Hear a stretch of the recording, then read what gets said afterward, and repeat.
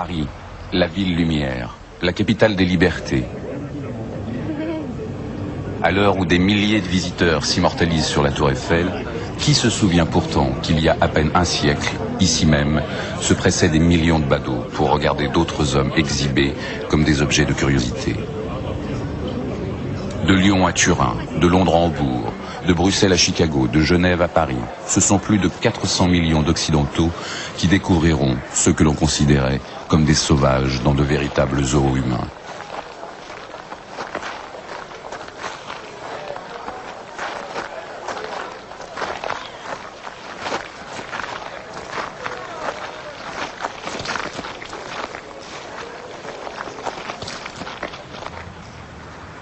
Ironie de l'histoire, les fondations du futur musée des Arts dit premier se creusent aujourd'hui sur l'emplacement de l'une de ces exhibitions racistes.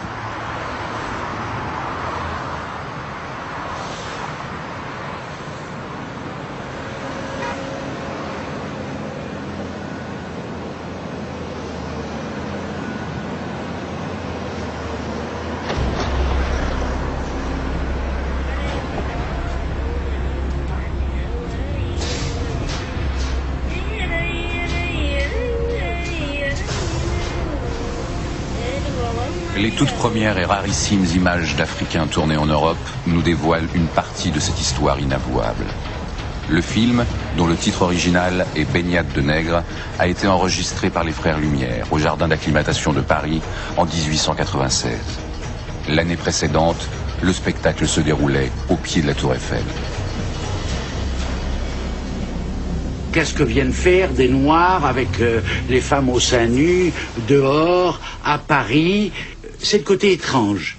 On fait une baignade parce qu'on va mettre des enfants sur une pirogue, et pour que le jeu soit intéressant pour tout le monde, on jette des pièces de monnaie dans l'eau, et les enfants plongent pour aller chercher ça.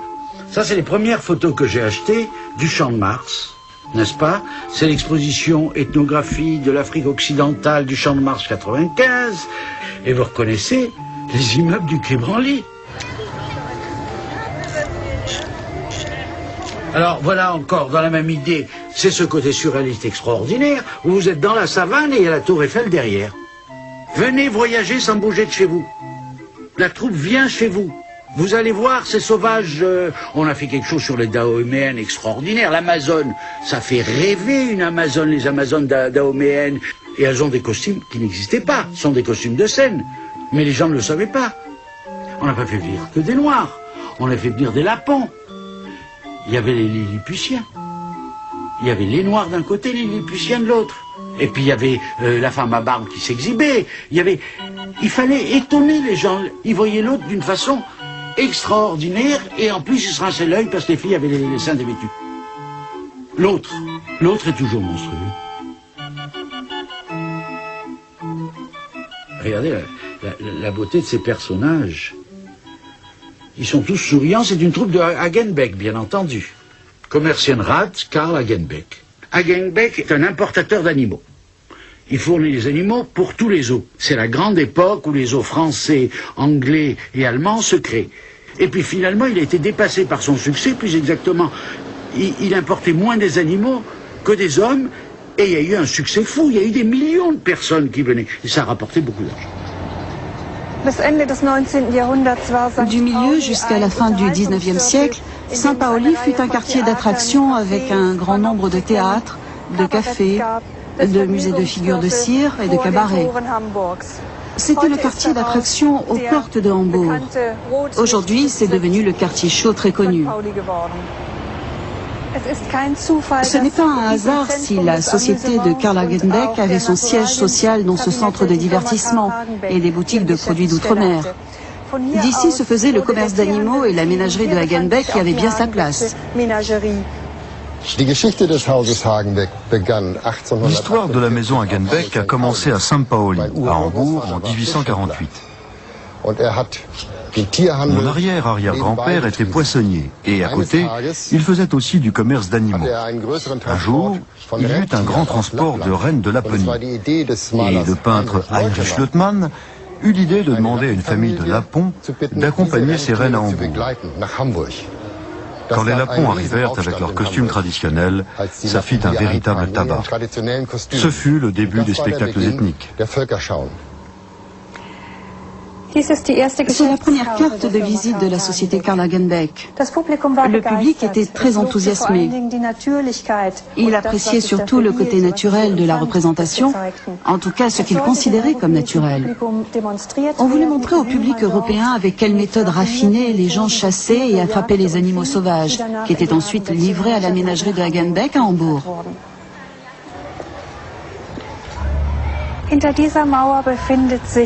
Derrière ce mur se trouve le terrain sur lequel donnait la cour du bâtiment du 13 Fördermark. Après le déménagement en 1874, le zoo de Karl Hagenbeck fut inauguré ici et il faut imaginer le terrain plein de cages qui abritait la ménagerie commerciale. Les premiers spectacles ethniques commencèrent ici. C'est un groupe de Lapons qui fut le premier à être présenté sur ce terrain, planifié en 1874 et inauguré en 1875. Là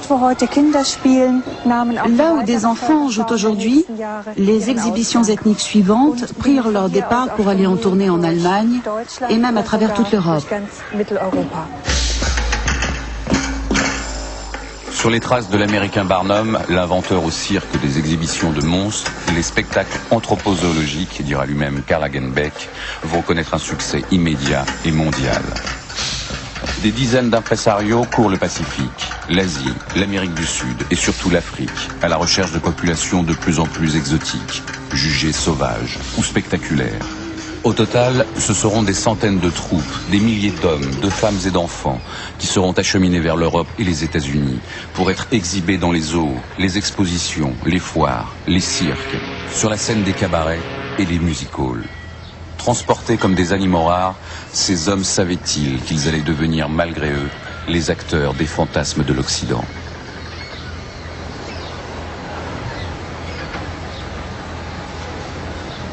Un des premiers clients d'Hagenbeck est Geoffroy Saint-Hilaire, le directeur du jardin d'acclimatation de Paris. Pendant le siège de la capitale, en 1870, les habitants ont dévoré tous les animaux du zoo. Et il est en quête d'attractions nouvelles pour relancer ses affaires.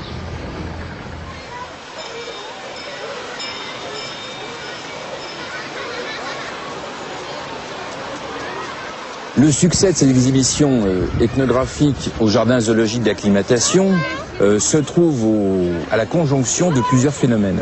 D'abord, le public est avide de spectacles, est avide de nouveautés et aussi avide de savoir. Et le fait de venir ici contempler la différence, c'est aussi quelque part faire œuvre d'éducation. Les savants ne s'y sont pas trompés. Dès la première exhibition ethnographique, celle des Nubiens en 1877, les anthropologues, les membres de la Société d'anthropologie de Paris, sont venus au jardin d'acclimatation pour mesurer les individus qu'ils avaient à disposition. Le 19e siècle est un grand mouvement de révolution de la pensée scientifique. On est dans une période de positivisme, c'est-à-dire qu'on a besoin, on pense avoir besoin du maximum d'informations sur tout. Et que l'information, à ce niveau-là, c'est le savoir, donc le pouvoir. Et les anthropologues se lancent donc dans cette récolte d'informations gigantesques concernant les autres populations, ce qu'ils appelaient à l'époque les autres races, d'abord pour enrichir le savoir, et en plus pour avoir l'impression de pouvoir contrôler les autres.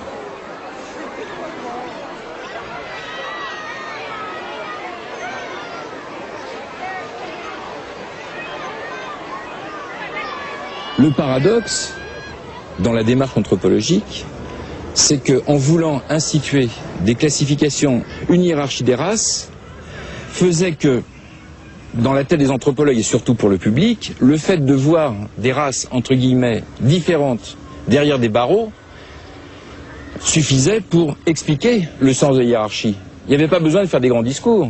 Quand vous êtes d'un côté d'une cage et que vous regardez des gens qui sont enfermés dedans, même si ce sont des barreaux symboliques, à défaut d'être matériels, vous voyez tout de suite où se situe le pouvoir et où se situe le savoir. Au milieu du 19e siècle apparaît évidemment le darwinisme avec le concept de sélection. Les plus aptes sont sélectionnés par la nature pour survivre au détriment des plus faibles.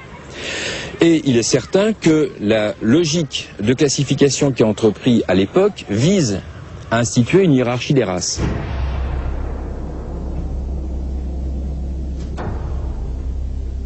comment passer du monde animal à l'homme. Il faut les fameux faits non manquants, parce que n'oublions pas qu'on est très gradualiste et que l'évolution ne fait pas de saut, selon la maxime de Leibniz, et que donc il faut trouver tous les intermédiaires, en particulier entre le singe et l'homme. Et comme on n'a pas les fossiles, eh ben on va mettre les nègres.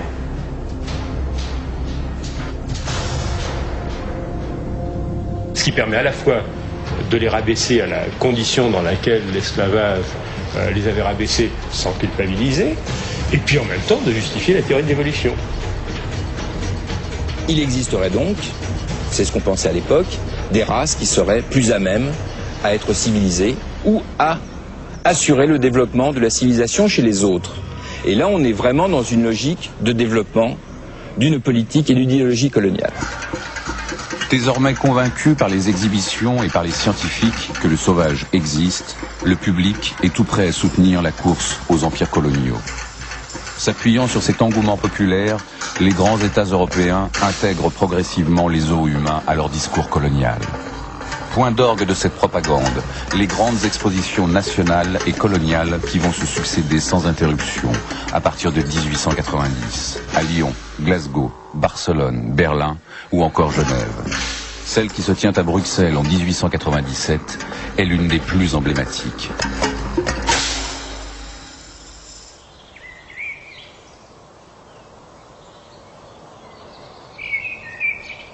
Nous sommes exactement sur le site où il y a 105 ans, en 1897, ont été édifiés des villages congolais dans le cadre de l'exposition congolaise de Tervuren. D'une part, il fallait démontrer à l'opinion publique belge que le Congo était rentable. Il ne faut pas oublier qu'il y avait seulement 12 ans qu'avait été créé l'État indépendant du Congo, à l'initiative de Léopold II.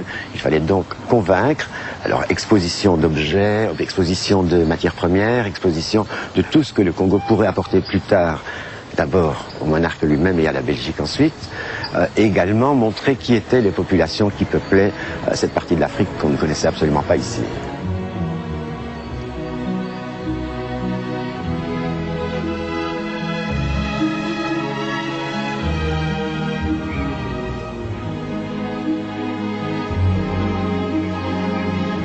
Si l'on fait venir autant de gens, c'est pour une raison évidemment, une fonction idéologique. Sur les 267 personnes congolaises venues à cette époque, il y en a à peu près la moitié qui sont des soldats, la force publique. Il s'agit de montrer à l'opinion belge et internationale qu'il y a déjà des œuvres accomplies par les Belges. Par ailleurs, il y a qui sont ces habitants de ce pays lointain, etc. Et alors deux groupes seront représentés fortement. Ce sont majoritairement des gens du fleuve, ce qu'on appelle les Bangalas, qui représentent à l'époque donc un peuple réputé parfois pour sa cruauté, mais surtout pour son habileté nautique. Les Bangalas qui viendront feront des démonstrations de leur talent de piroguier, mais aussi le reste du temps, ils seront devant les habitations qui ont été reconstituées pour vaquer à leur vie quotidienne, protégés d'ailleurs du public par un grillage.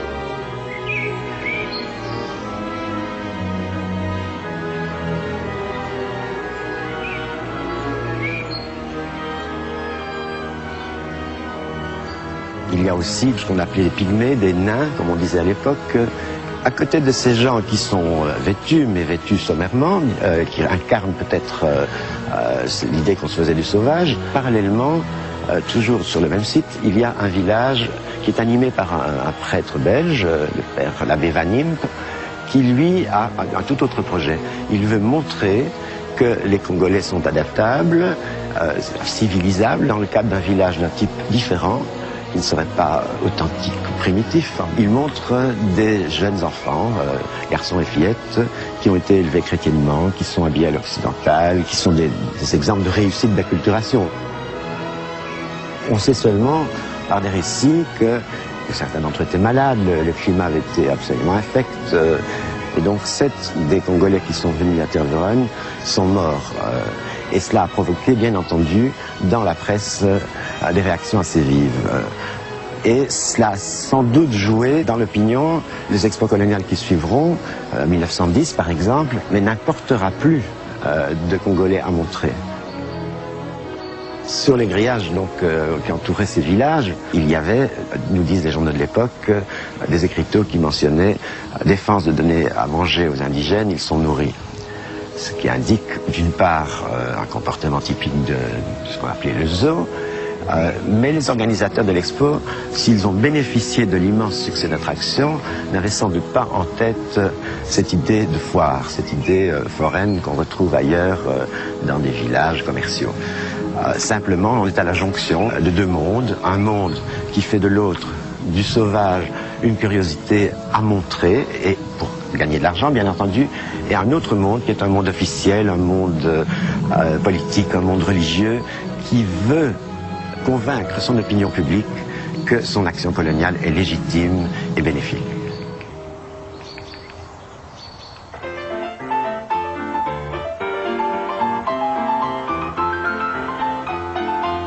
Autre temps fort de cette fin du 19e siècle, les expositions universelles, dont Paris se fait une spécialité. En 1889, sur le Champ de Mars, on a construit la Tour Eiffel pour célébrer le centenaire de la Révolution. Et en 1900, pour entrer dans le siècle, la France et ses colonies invitent le reste du monde à participer à une gigantesque mise en scène du progrès.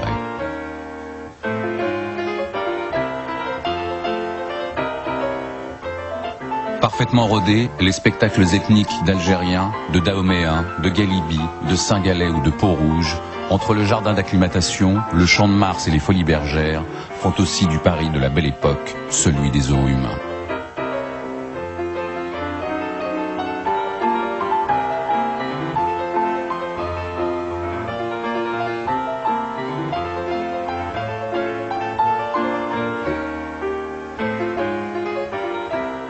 Le tournant du siècle est à la fois un tournant majeur des empires coloniaux, c'est un fait, ils sont installés, ils sont en place, mais aussi un tournant majeur dans la lente évolution de ces zoos humains. Ils n'ont plus la même fonction, ils n'ont plus les mêmes objectifs, et surtout, ils ne se structurent pas de la même manière au niveau du mental. Les visiteurs d'abord sont habitués par ces zoos humains. Ils tiennent maintenant un discours idéologique, bien au-delà du simple discours racial. On est rentré dans le temps où l'exhibition de l'autre concourt à la fois à un discours sur soi-même, un discours sur les conquêtes, mais aussi à un discours sur l'organisation du monde souhaité. Le meilleur exemple est l'endroit où nous nous trouvons, au pied de la Tour Eiffel. Les villages n'étaient plus posés comme au jardin d'acclimatation, simplement pour être vus dans une vision, on va dire, ludique et uniquement spectaculaire. Il y a une sorte d'organisation du monde. D'ailleurs, 1900 est une date aussi symbolique à un autre niveau. C'est la plus grande exposition que connaîtra Paris, 50 millions de visiteurs. Là, on tient un discours de masse.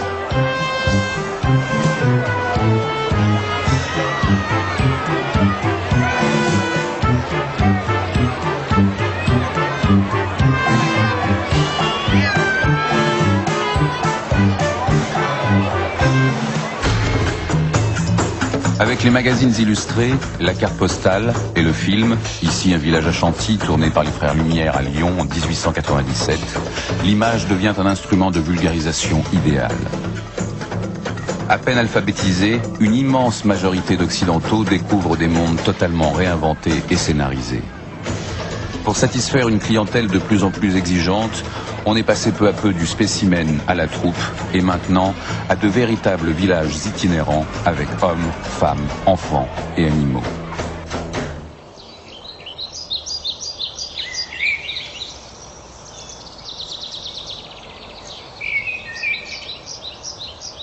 Dans les allées du jardin tropical de Nogent, aux lisières du bois de Vincennes, se dégradent lentement les vestiges de l'exposition coloniale de 1907. C'est ici que la perception du sauvage s'est modifiée et qu'il est maintenant devenu un indigène au service de l'empire colonial.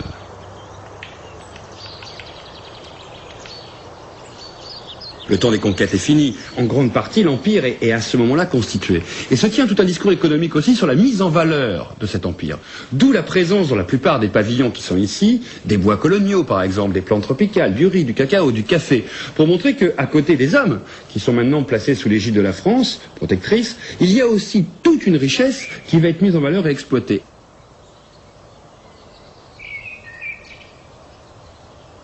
On a en fait deux types de muséographie présentes sur le même lieu. D'un côté, les bâtiments fabriqués, construits à l'occasion, et de l'autre côté, on a le léger, les huttes, les habitations, les tentes, par exemple, des populations sahariennes.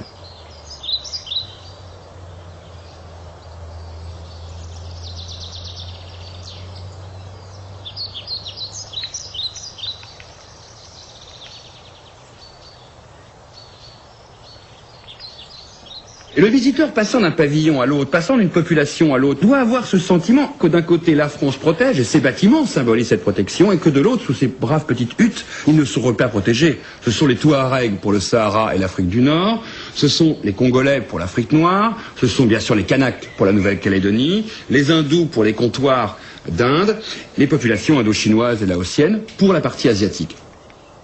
D'une certaine manière, on a un empire en miniature qui est reconstitué en 1907 à Nogent.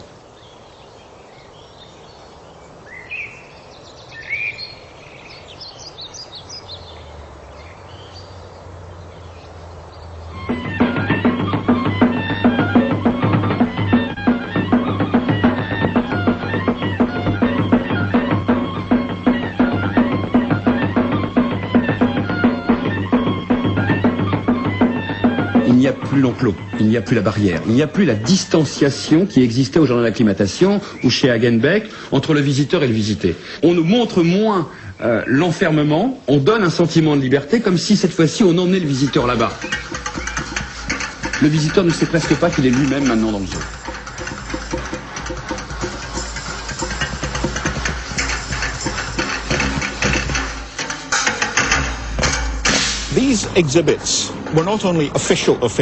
Ces exhibitions n'étaient pas toujours officielles.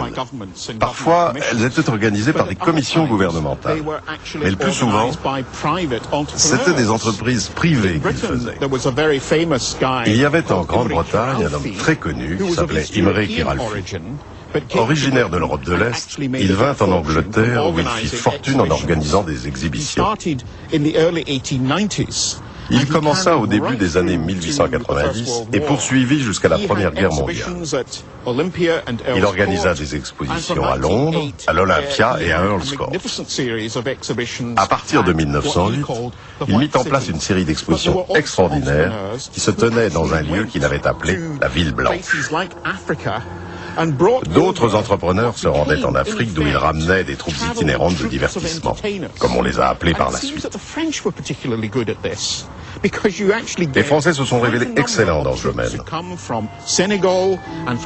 En effet, beaucoup de ces troupes venaient du Sénégal et du Dahomey et étaient exhibées en Grande-Bretagne et en Europe.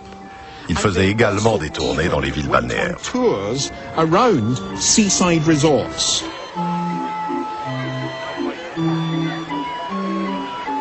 15 jours ou 3 semaines avant, la presse informe les habitants de telle ou telle localité. Dans 15 jours, un village noir arrive dans notre ville. Les affiches couvrent les murs du village ou de la ville et des alentours à 30-40 km. Des petites brochures sont distribuées.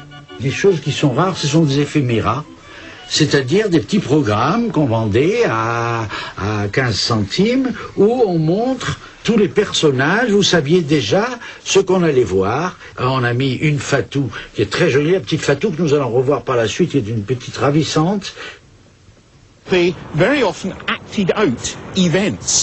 Souvent, on mettait en scène des événements importants, parfois en relation avec une conquête récente. Par exemple, s'il y avait eu une guerre, au cours de laquelle un peuple avait été réellement conquis, elle était montée en spectacle dans les exhibitions. Et c'est bien tristement que ces populations devaient rejouer ce qui leur était arrivé dans la réalité.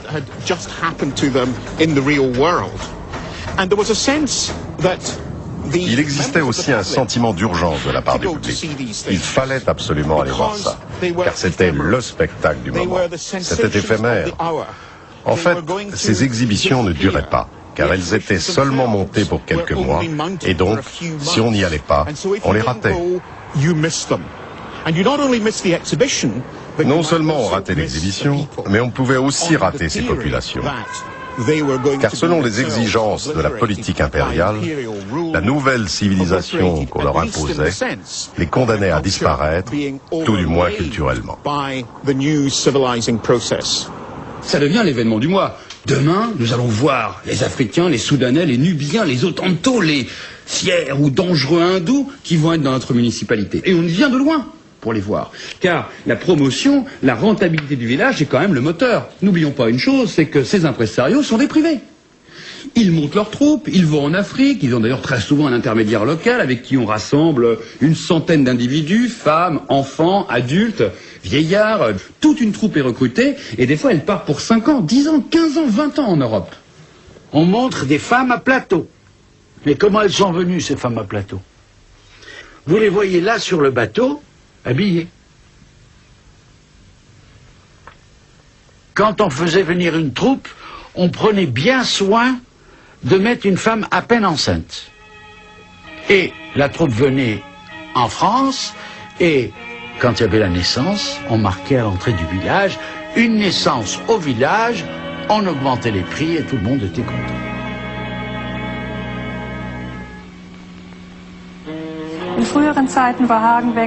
Avant, pour sa publicité, Hagenbeck faisait le tour de la ville avec les nouveaux participants arrivés à la gare. Comme on peut le voir sur cette photo, il les emmenait au restaurant ou au café. Il les conduisait en calèche ouverte aux zoos. Pour les derniers spectacles ethniques, tout cela ne se faisait plus, car les gens arrivaient désormais habillés à l'européenne.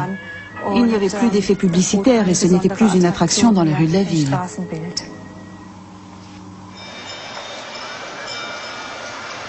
Ces troupes ethnographiques circulaient en toute l'Europe au gré des contrats réalisés par leurs impresarios. Ces troupes étaient nombreuses, bien qu'elles comportaient en général peu d'individus. Et ces individus avaient évidemment beaucoup de valeur aux yeux de leurs impresarios. Tout ceci pour vous dire que finalement, ils étaient plutôt choyés, protégés. On s'intéressait à eux, on les soignait. Dès que l'un d'entre eux était malade, tout de suite on faisait venir le docteur.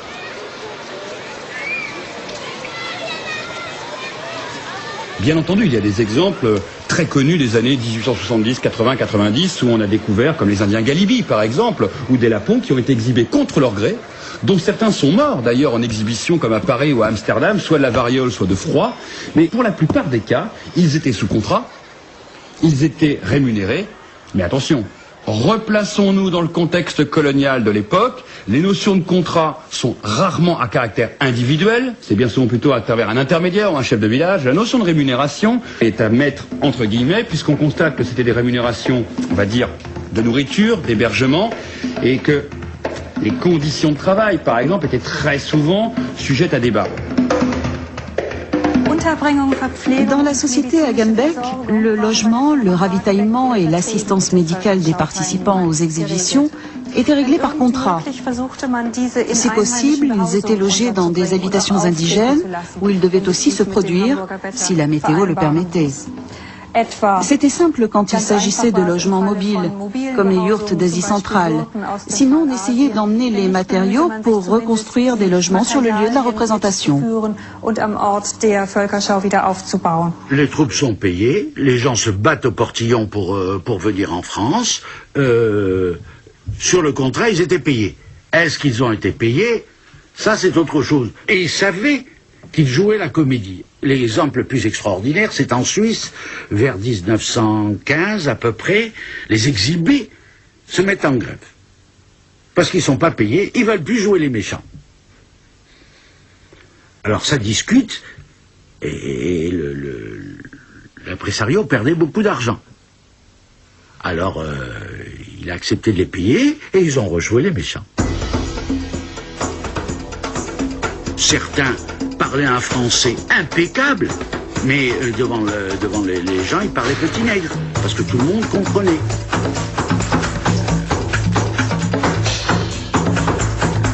Nouvelle preuve de ces manipulations. Le nom des troupes et des villages change selon les pays où on les produit.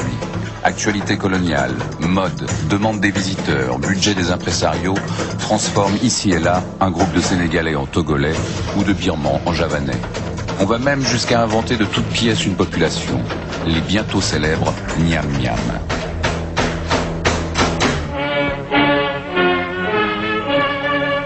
Puis en traversant l'Atlantique, ces mises en scène vont obéir à d'autres objectifs. La jeune nation américaine est en pleine construction, et entre 1876 et 1915, dans toutes les expositions qu'elle organise, des sauvages sont présents, en particulier pour assigner une place à ses propres Noirs et Indiens.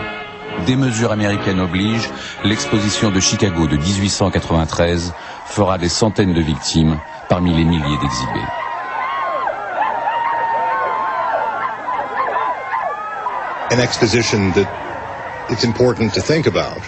Une des exhibitions les plus marquantes fut celle qui mettait en scène, dans un seul spectacle, des Américains blancs, des Indiens américains, ainsi que des représentants du monde entier. Je pense ici au spectacle de l'Ouest sauvage, lors de sa tournée en Europe. Il est essentiel de le prendre en considération, car c'était une entreprise réellement privée qui a essayé de représenter la nation américaine avec ses diverses composantes raciales.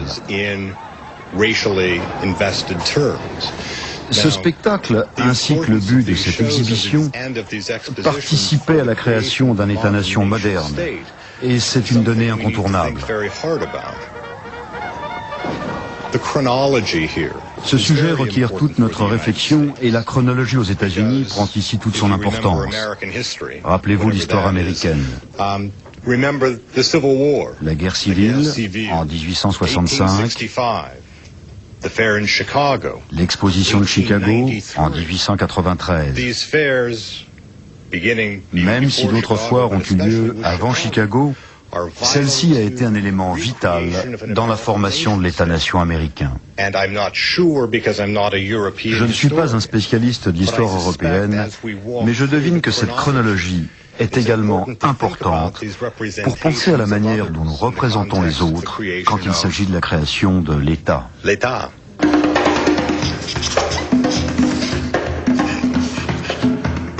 Les États-nations, qu'est-ce que c'est? C'est la création d'une communauté nationale, par définition, beaucoup plus large, donc qui doit prendre des référents identitaires communs à toutes les fractions, à la fois sociales, culturelles et communautaires, qui composaient cette nation auparavant.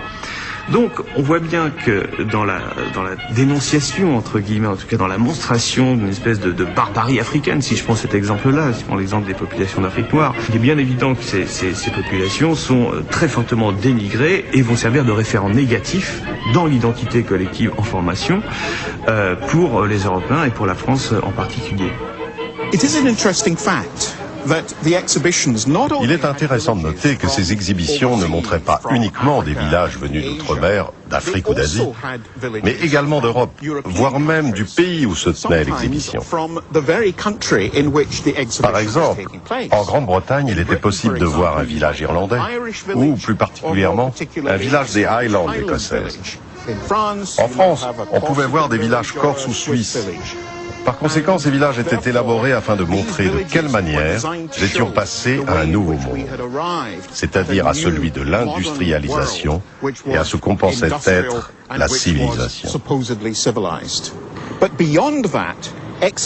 Mais à la suite de cela, des exhibitions sont aussi apparues dans beaucoup d'autres pays, en Australie, en Nouvelle-Zélande, en Afrique du Sud, au Canada, et même en Inde.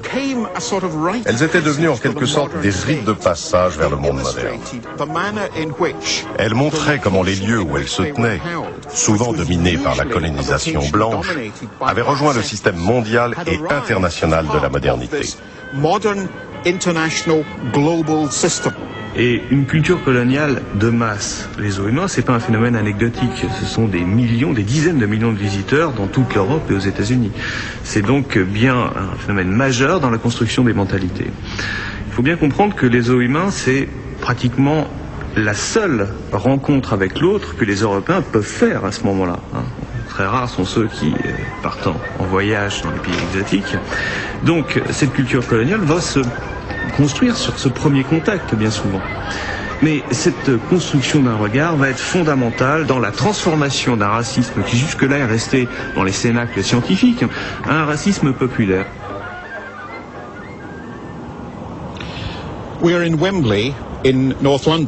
Nous sommes à Wembley, dans le nord de Londres, là où l'exposition universelle eut lieu de 1924 à 1925. Ce stade avait été construit l'année précédente pour la finale de la Coupe de football.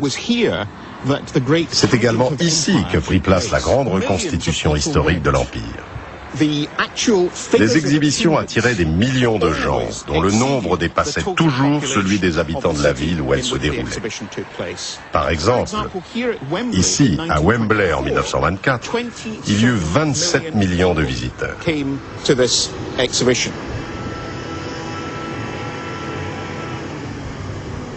On a effectivement une transformation des os humains à travers les expositions coloniales. Cette transformation me paraît très importante à partir des années 1920.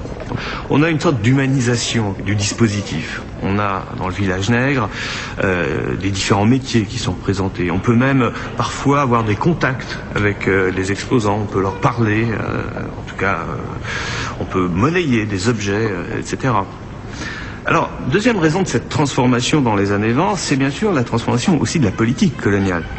Une fois la conquête achevée, eh bien, le fait de montrer des indigènes cannibales, sauvages, barbares, etc., c'est finalement d'une certaine manière avouer l'échec de ce qu'on a présenté comme une mission civilisatrice. Or, ce discours ne peut plus passer dans l'entre-deux-guerres. Il faut qu'on montre au contraire que les indigènes, on est en train de les éduquer, qu'ils vont à l'école, qu'on construit des routes, des ponts, que la santé s'améliore. Bref, le zoo humain, à la fin des années 20, commence à faire tâche, si je puis m'exprimer ainsi. Il commence à faire tâche parce qu'il montre que finalement la mission civilisatrice ne remplit pas son rôle. Et c'est pour ça que le pouvoir colonial va interdire purement et simplement l'exhibition des zoos humains. Quittant son pays, un petit négro de l'Afrique centrale vint jusqu'à Paris voir l'exposition coloniale. C'était Nénuphar, un joyeux lascar. Pour être élégant, c'est aux pieds qu'il mettait ses gants. Nénuphar. Malgré la volonté affichée par les officiels de ne plus stigmatiser les indigènes, les chansons populaires et surtout la mésaventure survenue à un groupe de Kanaks prouvent que le public reste avide de stéréotypes dégradants. Convaincus de participer à l'exposition pour représenter la Nouvelle-Calédonie, une centaine de Kanaks se retrouvent en fait déguisés et obligés de jouer les cannibales au jardin d'acclimatation de Paris. À court d'argent, l'impresario qui les a bernés décide ensuite d'en louer quelques-uns pour une des dernières exhibitions humaines montées par les Hagenbeck, à Cologne et à Hambourg. Ce sera un échec commercial. Ultime avatar du zoo à la française, il faudra encore des mois pour que ces hommes, parmi lesquels l'aïeul du footballeur Christian Carambeu, parviennent à rentrer au pays. Ici, au musée des Arts d'Afrique et d'Océanie, on voit bien cette transformation. Je crois qu'on la saisit vraiment dans son essence. C'est un vestige de l'exposition de 1931, la plus grande exposition du siècle, 8 millions de visiteurs, 32 millions de tickets vendus. Ce qui montre un peu la puissance d'attraction de la culture coloniale en France, mais aussi partout en Europe. À travers ce bâtiment, on saisit bien finalement qu'on n'est plus dans la monstration raciale de l'autre. Hein. On est dans une démonstration de force finalement de la plus grande France. Alors, ça ne veut pas dire que notre regard se transforme pour autant. Ce regard ne va pas disparaître parce qu'il y a transformation de la forme de la représentation. La structure du regard, qui est donc articulée quand même de manière fondamentale sur une inégalité finalement entre les Européens et les populations coloniales, et elle va se transmettre par d'autres formes.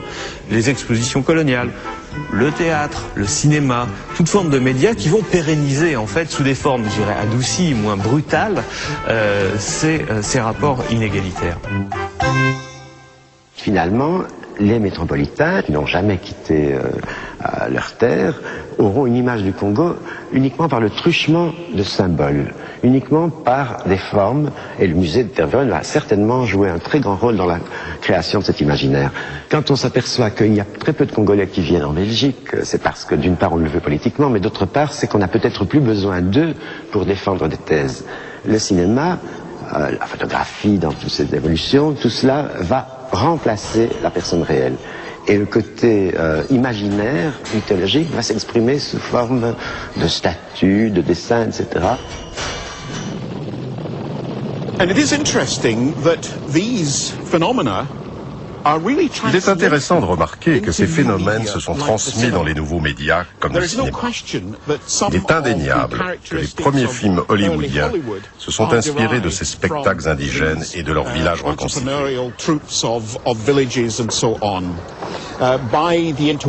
Pendant la période de l'entre-deux-guerres, il y a une véritable tradition du cinéma d'aventure outre-mer. Il s'agissait en quelque sorte de westerns coloniaux. Après la Première Guerre mondiale, les spectacles ethniques reprenaient tout doucement, mais plus jamais ils n'atteindront leur prospérité passée. Je crois que ceci est lié en grande partie au cinéma, qui leur faisait de la concurrence.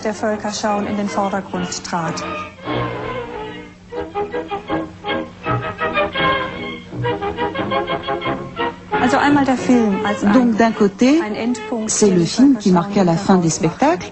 De l'autre côté, et c'est indiqué par la date de 1932, le début du régime nazi semble aussi y avoir participé.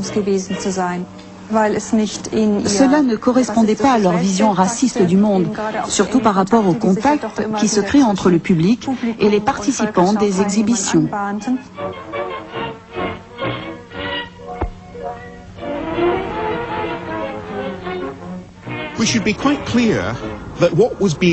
Soyons clairs, ce que l'on montrait dans ces villages, c'était aussi des corps humains.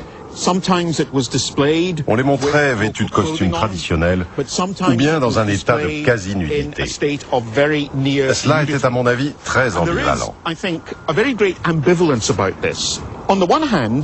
D'une part, ces corps représentaient l'état sauvage et primitif, mais d'autre part, ils représentaient également la beauté et un érotisme des plus troublants.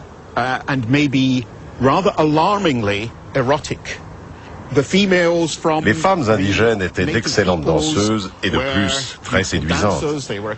Leur poitrine était souvent dénudée, ce qui était interdit dans la culture occidentale, et donc les hommes qui allaient les voir éprouvaient des sensations érotiques.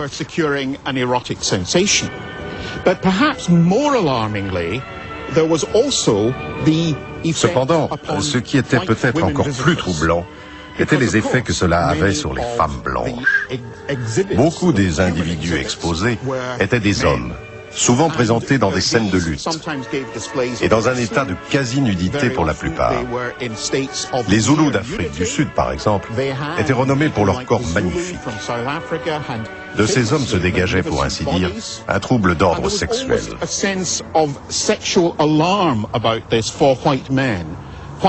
Les femmes blanches observaient ces hommes qui remettaient peut-être leur sexualité en cause, et dans une certaine mesure, elles pouvaient même ressentir un certain manque sexuel.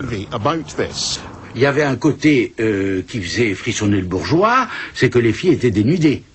Ce qui était terrible, c'est qu'on les forçait à se dénuder. Les petites jeunes filles qu'on voit habillées ici, comme vous voyez, et puis exactement le même groupe, les filles sont nues, avec le même numéro dans la carte postale, ce qui prouve donc que c'était interchangeable. À chaque fois, on retrouve le corps, mais un corps qui est mis dans des postures différentes. Le matin, ils étaient au jardin d'acclimatation. Les anthropologues venaient les mesurer. L'après-midi, le public venait les regarder. Et le soir, leurs impresarios signaient des contrats avec des cabarets, comme les Folies Bergères, qui exhibaient des troupes d'Africains sur scène. Jusqu'à la fin du 19e siècle, en dehors de quelques rares exceptions, les acteurs noirs n'existaient pas.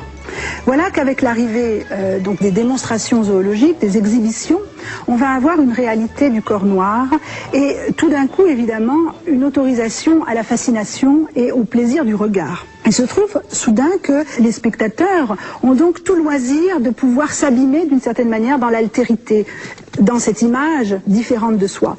Seulement on s'aperçoit que, bon, évidemment, on ne les considère pas véritablement comme des hommes, ou tout au moins on justifie ce regard voyeur en se disant mais ce ne sont pas des êtres comme nous, pleinement humains.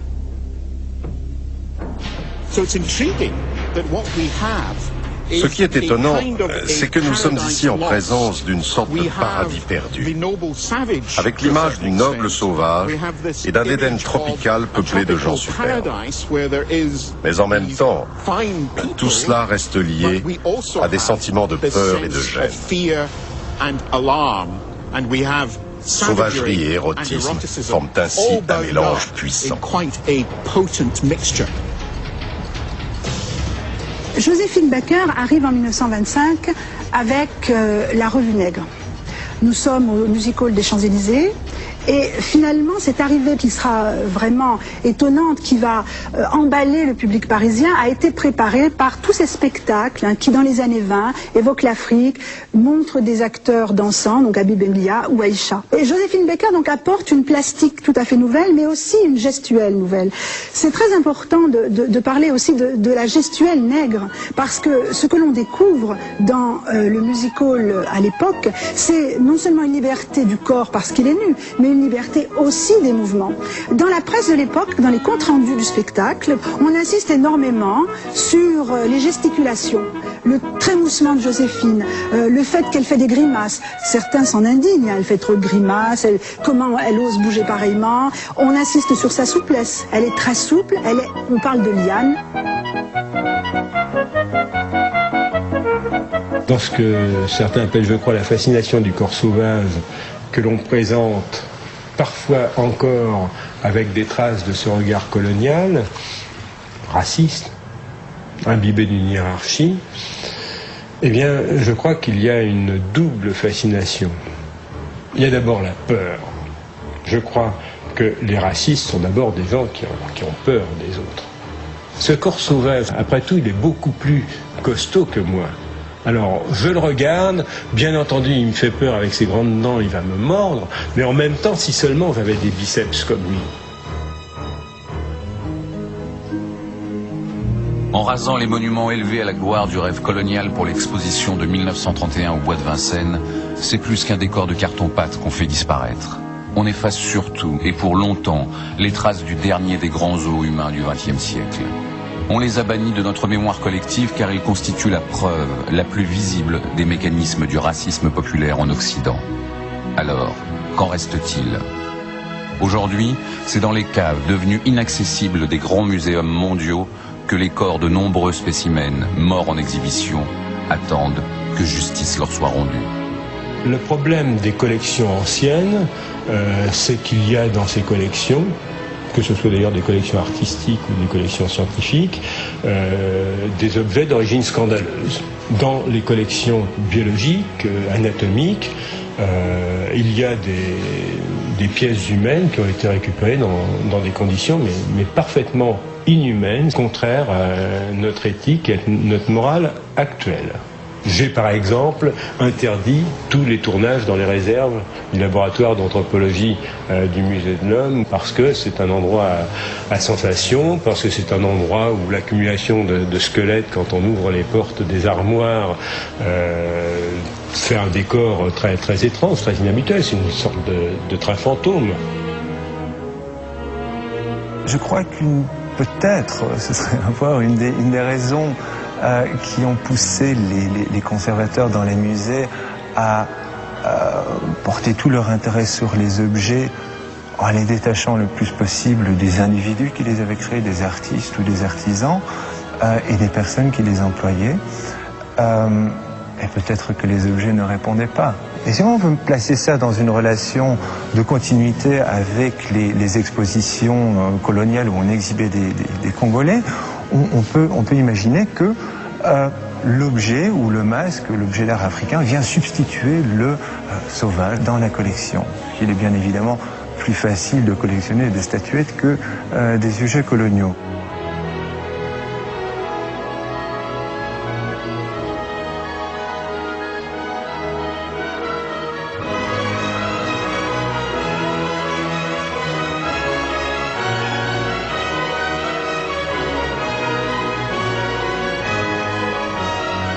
En plus de ça, je trouve extrêmement bien que le musée du Quai Branly soit sur la place d'un village colonial du passé, parce qu'on pourra déjà voir dans ce musée que les habitants ont disparu.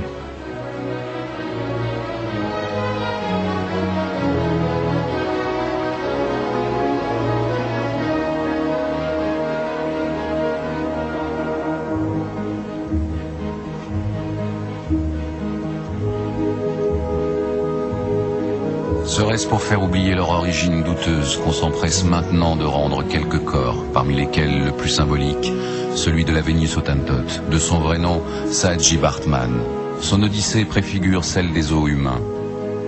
Exhibée entre Londres et Paris au début du 19e siècle, son anatomie fascinera les savants après son décès en 1815. Trophée de la science, le moulage de ses formes trônera dans le hall du Musée de l'Homme jusque vers 1970. Et ce n'est qu'en 2002 que la France restituera sa dépouille à l'Afrique du Sud, qui avec le président Thabo Mbeki lui rendra un hommage solennel et national.